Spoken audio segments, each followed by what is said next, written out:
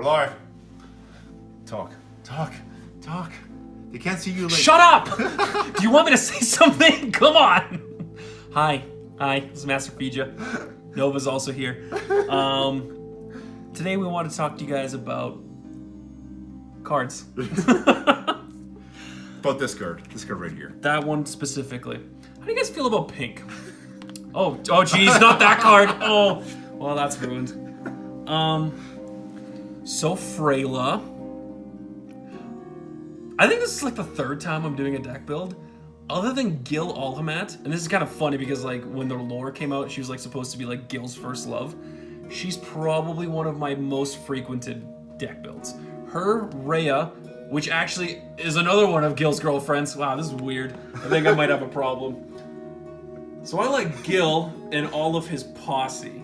That's how I build my decks. Hashtag Lich, unconfirmed girlfriend of Gil. In January, the new like, what's it called? The new sneak peek looked like a female Lich genderbender, which would have been pretty cool. Okay, that... Or it could be Lucifer, but because of all the death and stuff around her, like... Are you talking about the chick with the horns? Yes. I think she's supposed to be Death. Like, actually Death. I don't remember. She was a previous Resonator. I know the one you're talking about. Okay. Anyway, so the deck build we're doing today, guys, is Freyla. This is my updated Freyla deck. I do have a card in here that is proxied, and I got a picture of it on my phone, and I'll show you guys what it is, but I'm sure you guys will figure it out once I get to the stones. That's the only thing I got proxied. So, Freyla is a Dark Elf ruler, Judgment for 2 darkness and 1 colorless.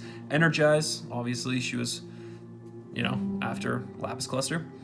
And at the end of your turn, you may put target Dark Elf from your grave into your hand. If you do, this card deals 300 damage to you.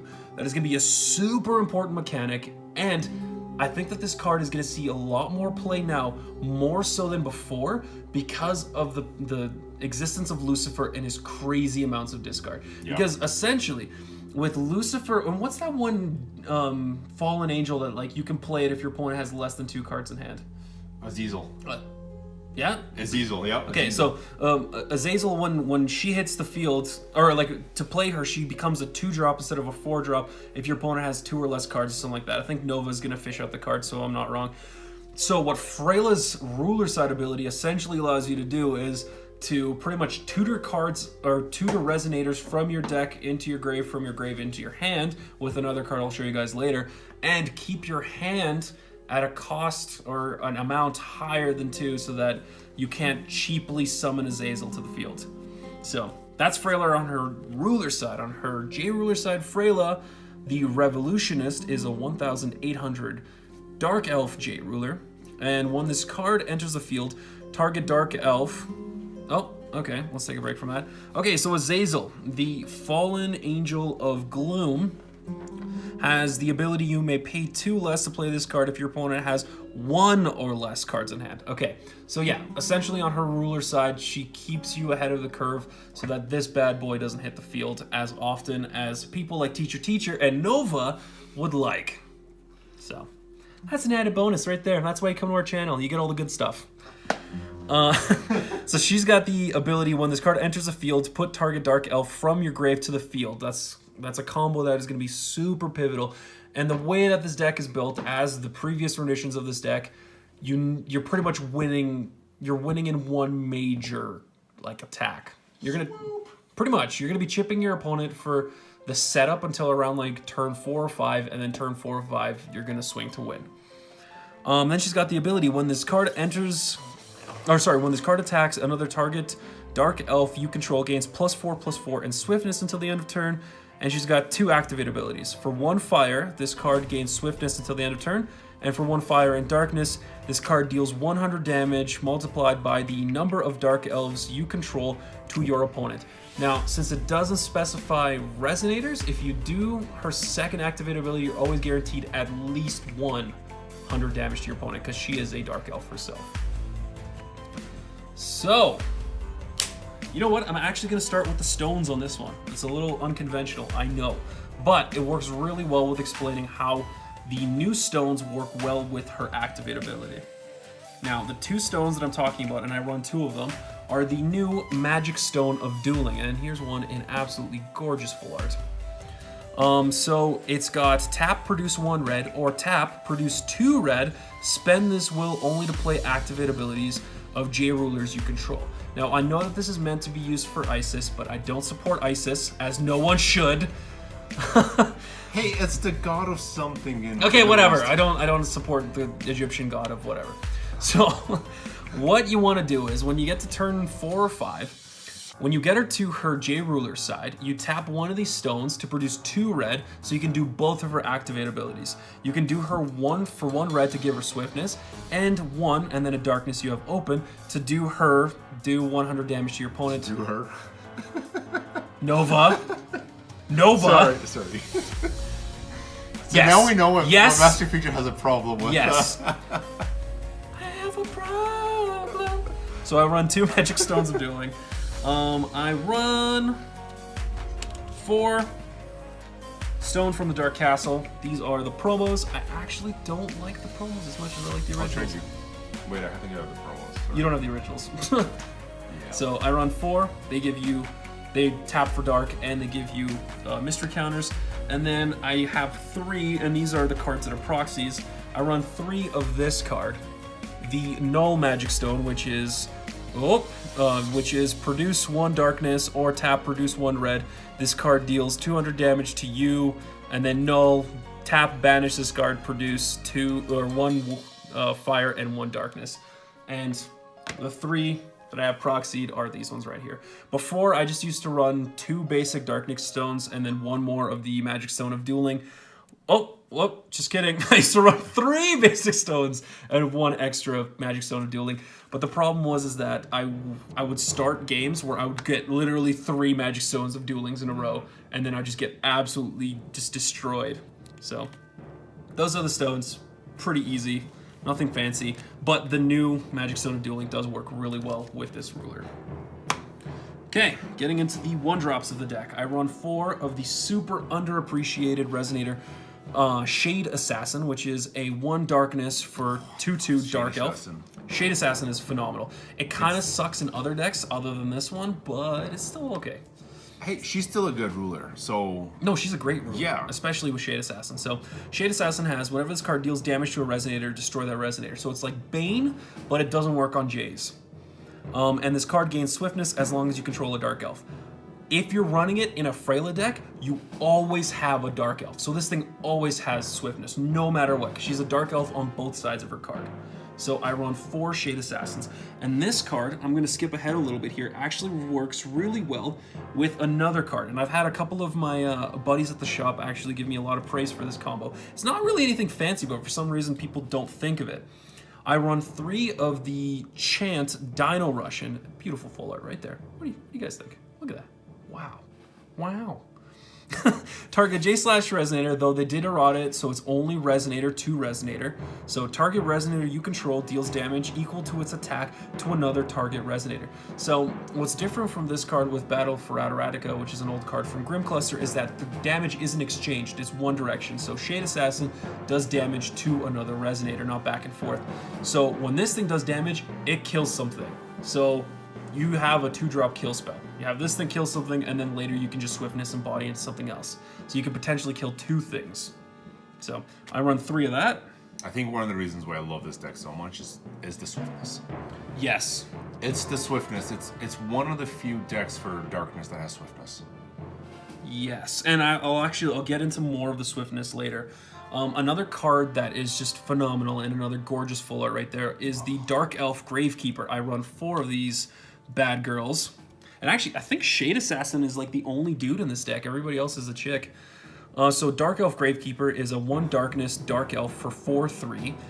When this card enters the field, search your deck for a Dark Elf, put it into your graveyard, then shuffle your deck. So essentially early game, if you get one of those, or Shade Assassins or whatever, you're using this thing to tutor Dark Elves from your grave, from your deck into your grave, and then use Freyla's Ruler ability to deal damage to yourself to get those to hand. So what I like to do early game is to get, if I get 1 Dark Elf in my hand, I'll play it turn 1, put another Dark Elf Gravekeeper into my grave, and a turn put it into my hand for 300 damage, and then keep loading my grave with more Dark Elf Gravekeepers so I can continue the propagation of getting Dark Elves into grave. And that's going to be important when I explain that a little bit later. Now, As a side note, that is very annoying to play against. Yes, because when I played with my Lucifer deck, he just kept doing that over and over again. I'm like, Yep. how do you keep... I'm pretty sure I'm going to discard that card or something. you should have at least less than one by now. It's like, nope, always filling up my hand. So basically, with this deck, never card count. Pretty much, you're fine. I've never decked myself with this deck, but if you play aggressively enough, you could potentially do it. But you're wanting to win by turn 5. If you're going past turn 6, you're not playing the deck, right? And you're gonna lose. Yeah. You're gonna lose. So this deck is not good against decks that gain a bunch of life. If you don't keep them below 4,000 by turn 5, you can't win. You just can't. So that's one of the downsides of this deck. Okay, so we run 4 of those guys. Is that how I actually won? Was the... No, actually, you just played way more aggressively than I did. Okay. You out-aggressioned me. And by the way, I have played. We didn't record it, but I did have a couple of matches with Nova, so he is gonna chime in every now and then when he goes like, "Oh, I really like this card," or "This card was kind of like a one-time gimmick," or something like that. So. This is a new addition. This wasn't in the deck when I faced Nova. It's Majin Subjugation. It's a card that I mentioned in my Lich deck. So it's a 1-drop fire chant. As an additional cost to play this card, banish a Resonator. Search your deck for a Wicked Spirit with total cost X or less, where X is the banished Resonator's total cost plus 2. Put this card into the field, then shuffle your deck. So I run 2 of these bad boys. I don't really care about that plus 2 thing, because the Resonator that's a Wicked Spirit, the only one in this deck, is only a 2 cost. So no matter what Resonator I sacrifice, I'm always going to have enough to get that Resonator. So this card works really well in conjunction with the Resonator that I'm talking about. Freyla, Servant of Demon Fire. So this is this ruler after she got killed and then resurrected by the Archfiend Welser. So Frayla, Servant of Demon Fire, is a 6/6 Resonator Dark Elf Wicked Spirit, obviously working off with Majin Subjugation. When this card enters the field, it gains swiftness until the end of turn if you don't control another Resonator. Whenever this card attacks, another target Resonator you control gains +4/+0 and swiftness until the end of turn. If you do, at the next end of turn, its controller banishes it. So pretty much early game, I'll put a Dark Elf Gravekeeper onto the field. I'll Majin Subjugation into one of my Freylas. Since I had to sacrifice to put her onto the field, she's going to get swiftness because there's not going to be anything else onto the field.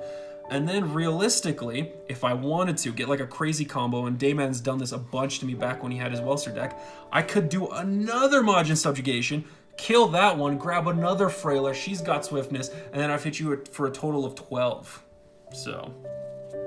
now, going off of what Nova said about having crazy amounts of swiftness, other than what Freyla gives onto her flip side for like the big wombo combo, 1-turn kind of win thing, Freyla is phenomenal for keeping your board presence low, so you can keep playing more Freylas, and giving swiftness to things as being way buffer. So, for example, if I had Dark Elf Gravekeeper onto the field, and I attacked with Freyla, Freyla then gives her +4/+2. I attack for 8. At the end of turn, I can banish her and then get her back from grave for 300. But I just hit you for no additional cost for another 800, or for another additional 400. So it's really good, and it's a good way to keep siphoning cards and keeping things going fast. If I can keep my opponent's board presence pretty much down to nothing, I'm just constantly getting swiftness, constantly hitting them for a bunch of damage. And that is like early game. That's not meant to be for later. That's you're not doing that for your game-winning turn. And for something like my Lucifer deck, especially mine, it really puts me on the defensive. Whereas I'm kind of like, okay, I'm going to make you discard. I'm not going to play very many Resonators until I play what I want to play. And it forces me to be on the defensive, which sucks. Yes. So the more aggressive your deck is, the more it gets. It throws off your opponent's game plan. Yes. I run 3 of the Quick Cast Chant Soul Concentration, one of Nova's new favorite cards. I think he just ordered a bunch of these, so he's going to put those into some decks in the future. So it's actually strangely not a mystery chant, it's just a regular chant.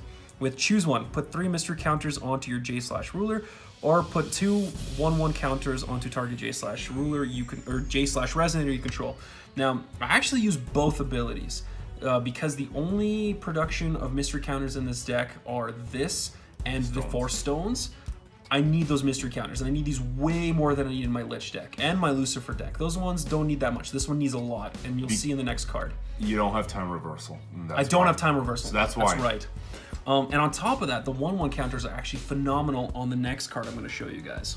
So I run 3 Soul Concentrations. By the way, if anybody has a full art of this and they want to send it to me, please do, because this card is beautiful and I've never seen a full art. So or at least show us a picture of it, because we have we have yet to see a full art show of us a picture and check us out on uSpotGaming Facebook. Yeah, or Instagram. Just or MySpace, or send us a smoke signal. We're Canadian after all. We know how to read those. Okay, so the next card. Seriously, no. Before I get off topic, seriously, do send us a what's it called, a smoke signal and videotape it. Even better, take a picture of your smoke signal and put it on our Instagram. There we go. With what, an old-fashioned camera? Yes, the ones Is that a chisel and a stone? You're gonna chisel out a statue of a picture of a smoke signal and put it onto Facebook? Yes. That's horrible. You're horrible. How do you? Wow. Okay, so Soul Concentration is good on Lily the Last Flower, because when this card enters the field, targets Resonator your opponent controls gains -2/-2 for each Dark Elf in your graveyard. That's why we want to fill them up with Dark Elves, because we can potentially kill something on this thing entering. And she's got the second ability. Remove a Dark Elf from your grave from the game, put a 1/1 counter, so getting her more buff, onto this card, and she gets to keep that 1/1 counter. This card gains Drain until the end of turn. So that means that if you remove multiple cards from from the game, multiple Dark Elves, she gets multiple instances of Drain and multiple 1/1 counters. That's crazy good. And I think people were contesting the whole multiple instances of Drain thing for a long time, but it has been confirmed that is how it works. Anytime you're paying something to do an ability, you get multiple instances of that ability, right? Like, it's the same thing for if you were giving something Swiftness, just having multiple instances of Swiftness is kind of pointless. The best way I can describe it is like the Plague. You can get a little bit of the Plague, or you can get like the full-blown Plague. It's like dying. You can either die, or you can get super exclusive, season pass version of death. Super mega awesome premium GameSpot exclusive death. Okay? Well, no, the only way, actually the death one does work. So the way you can think of it is, just wait, the way you can think of it is, the first instance is like, okay, you just got cancer, you're gonna be dying like a year. Are you gonna make a joke about cancer, Nova? Okay, I'll take it back. You just got... not cancer. Zucchini. The Zucchini Plague. Zucchini Plague, oh god. Okay, so you can die in a year, or if you get multiple instances of it, you have like 2 weeks to live or something. So that's basically the way that works. So yeah, we've got terminal zucchini not cancer. That's what you get with this card. Can we stop the zucchini thing? People, can you imagine if nobody watches my Lich deck? They're not even gonna get what the hell the zucchini thing is. It's just gonna be like, oh, what the hell? This guy doesn't like zucchinis. Hey, there will be a link for the zucchini deck in the video afterwards. So I run 3 Lilies. She's phenomenal. She is part of the like 1-turn swing to win, like mega turn. Honestly, if I owned more Lilies, I think I would run a 4th, but running 3 is really good. Have you tried also, proxy? Nova's dog is trying to eat me. Have you tried a proxy? No. I think I had in the past, and I think 3 is the optimum amount of Lilies to run. Okay, now a card that needs those mystery counters from Soul Concentration is the card Blood Ritual. Now, a lot of people like to shy away from this card because it has a pretty hefty toll in terms of life sacrifice for its cost, but the truth is that if you guys have seen my last Freyla decks, you kind of want to, you have to have a little bit of pain to get any gain, so you need to hurt yourself a little bit for this deck to work well. So I run 4 of Blood Ritual. So Blood Ritual is a mystery chant, quick cast for 1 darkness. Target J/Resonator gains +6/+6 until the end of turn. You lose 400 life. Or the version I like to do is the Awakening. Remove a mystery counter from your J ruler. That J/Resonator gains +9/+9 instead, and you lose 600 life instead. So you remove a mystery counter, you take 600 life, and if you had this and you're going second, but it's your first turn, and you had the Energize, you drop a Shade Assassin. Boom, he's a 2/2 with Swiftness. You get rid of your Energize for the Blood Ritual, and let's say you got your mystery counter from a Stone from the Dark Castle. You remove that, you hit your opponent for 11 on turn 1. 11. I don't know if there's any more value than that. That's phenomenal. Also, you could use Blood Ritual on Lily when she's got multiple instances of life gain. You give her +9/+9 on top of her already +5/+5 and whatever 1/1 counters for how many things you remove from grave. And at the least, let's say you only remove one Dark Elf from grave. She's a 6/6 plus the 9/9, which makes her a 15/15. You hit something and you gain 15 life. Or multiple drains. Or multiple drains. Even if you remove one more, you hit something for 15, you just gain 30 life. Yeah. Like, tell me that that's not quality, Bill. So, I run 4 of the Blood Ritual. Okay, well, going back to what you said earlier, that you needed to win pretty quickly. If you have life drain as well, doesn't that extend your ability? It does, but once people you run kind out of decking yourself. Right? Yes, Okay. and then that, and on top of that, people kind of start figuring out which ones are your quality cards. Like, there are like really only 2 major cards that are the power players in this deck: your Lilies and your Freylas. Wherever Freyla is, I don't know what's with the order of these cards I'm taking off screen. These are your power players in this deck. Once they realize that, they're gonna start hunting those down. And then when you run out of them, you're kind of just screwed. Though technically, if you do flip over and she dies, you can have the ability to get stuff back from grave if they haven't used something like Dark Elemental Uprising, which is still a card that absolutely takes a steaming... Okay, you want to explain to us new players what it does? And mainly Nova.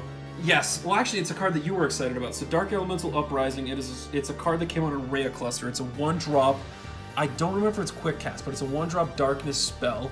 And it was storybook or fairy tale or whatever, it's not important. And what happens is that target opponent removes all Resonators? No, Or all cards from graveyard. Removes all cards from graveyard from the game. So once that happens, essentially, our tactic is shut down. GG. Yeah, so that's... Unless you can put more stuff in the grave. So basically the counter to this deck is have that card. Yes, and I think that with the way that Lich plays and the way that Freyla plays and Lucifer and Gil, there are going to be a lot of people when they run Darkness, especially in meta, they're going to probably put that as sideboard. That and, what is it, Black Tears, Black Rain, Tears of Black or something like that. The one that gets rid of everything that's 1 cost or less. Anyway, so yeah, that's I run 4 of that card that I mentioned 15 minutes ago. I run 3 of the card Life or Death Struggle. That's such a great Do not run. This is quite possibly one of the nicest full arts that came out at the end of Rhea Cluster. So it is a 2 darkness regular chant. Each player, and that's each player, including yourself, discards a card. Then each player banishes the resonator with the highest cost among resonators you control. Now, considering, I'm gonna get to you, Nova. Put your hand down. Now, considering the fact that your curve in this deck is mostly 1-drops and 2-drops, and then we get to 3s and to 4s later, but those aren't like the majority of the deck, this is gonna hurt your opponent way more than it hurts you. And the reason why I run 3 of these in the deck is because I have 2 Lily's Protectors and 1 of Hilda and Saffina, and if you get these in hand, you do not want these in hand. These always have to go to the grave. So that's why I run these. Control my opponent's field, get these from hand to grave, because they literally have no purpose from going from hand to field. They don't have good enter the field abilities. You want to cheat them in, basically. I want to cheat them in from the grave, and they're part of the turn to win. Okay, slow it down. Let them see them. Let them see the cards. No, I'll get to those ones later.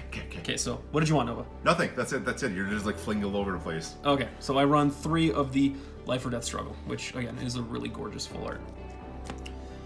Okay, back onto the whole mystery counter thing. We got Blood Spray. I'm gonna assume you guys know what it does. It is the best drawing card. It does damage to you, which works well with Hilda and Saffina. I run 3 of those. Done. Now I run 2 of this new card, City of Mirage Sandora. Now, essentially, this is that one card that everybody knows, that's Wind. It's that one. It's that card, but you don't get to draw. Wind Secluded Refuge. It's Wind Secluded Refuge, but you don't get to draw.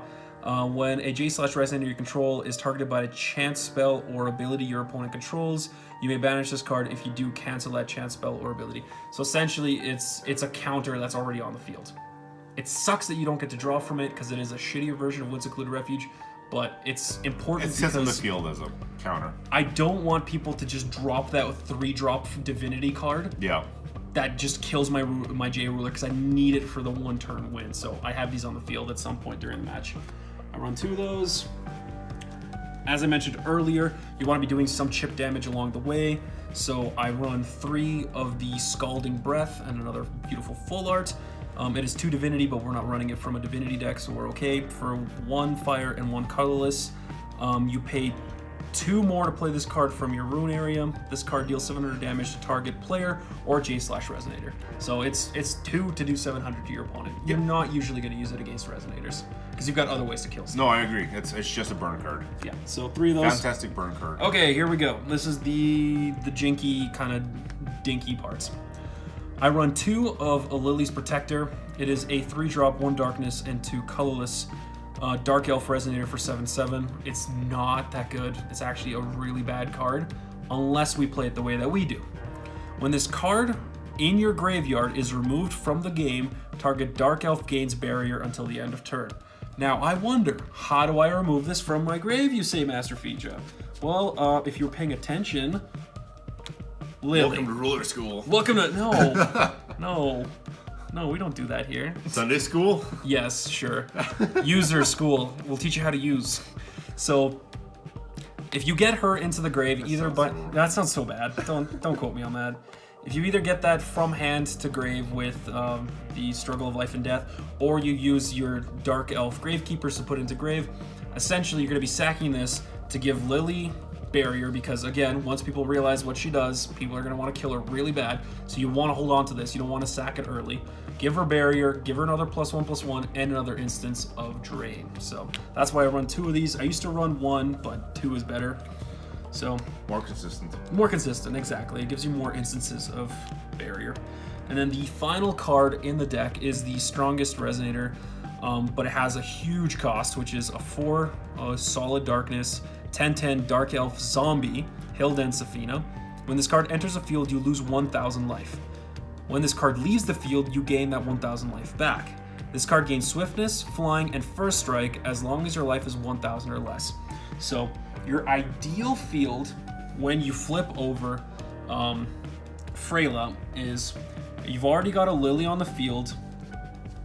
You can have any other Dark Elf, it doesn't matter. And then let's say you have a Freyla on the field, this guy, and maybe a couple of these things are in your grave. Okay? So you flip onto her side, you've done all of her activate abilities, you've just done 300 damage to your opponent, and you get to grab a Dark Elf from the grave and put it onto the field. You grab Hilda and Saffina, which are going to be in your grave really early on. So, Hilda and Saffina, by this point you've done so much damage to yourself with her ruler side ability and your stones and all that stuff, that you're going to be usually just a little bit above 1,000. She hits the field, you lose that extra 1,000, she's got built-in swiftness, flying, and first strike. Okay? You attack with Freyla first.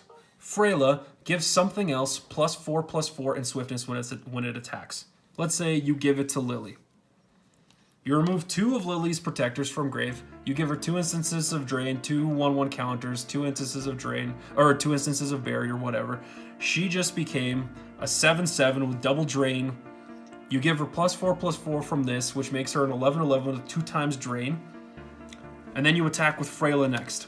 Freyla just gave Lily +4/+0, so she went from being an 11/11 to a 15/15 with 2 instances of drain.